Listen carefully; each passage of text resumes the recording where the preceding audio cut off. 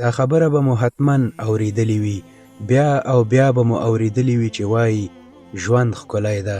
بلکل پخه خبره ده، ژوند ښکلی ده، خو بیا هم په ښکلي ژوند کې اکثریت خلک خفه وي. آیا پوهیږئ چې دا ولې؟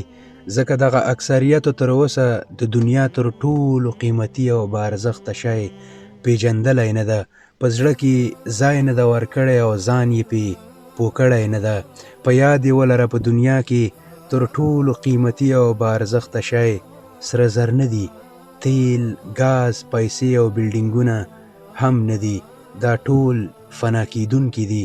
په دنیا کې تر ټولو قیمتي او باارزښته یوازې یو قرآن دی.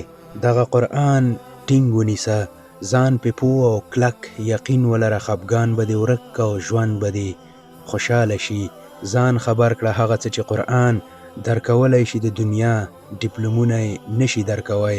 الله تعالی په قرآن شریف کې بیان کړی دی په ځمکه او اسمانونو کې چې څه دي ټول د الله دي، او د الله چې چاته خوښه شي رزق یې پراخوي او چاته چې خوښه شي تنګوي. او که څوک کلک یقین ولري د الله تقوا اختیار کړي او ویریږي، نو الله به هغه ته د مشکلاتو نه د وتلو لار پیدا کړي او هغه ته به د هغه ځای رزق ورکړي چې له کوم ځای د هغې ګمان هم نه کیږي. او چا چې په الله توکل وکړ، الله د هغوی دپاره کافي دی. لکه ابراهیم او اسماعیل علیه السلام، ایوب علیه السلام، موسی او یونس علیه السلام. دا درس دی د ټولو انسانانو دپاره تر قیامته پورې.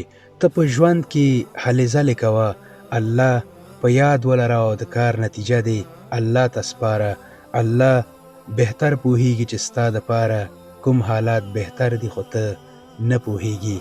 ځان مه خفه کوه، زړه به دې نرم او خوشحاله وي که په یاد ولري چې مرګ د دنیا د ژوند ختمیدل دي، خو د اصل ژوند پیل هم دی.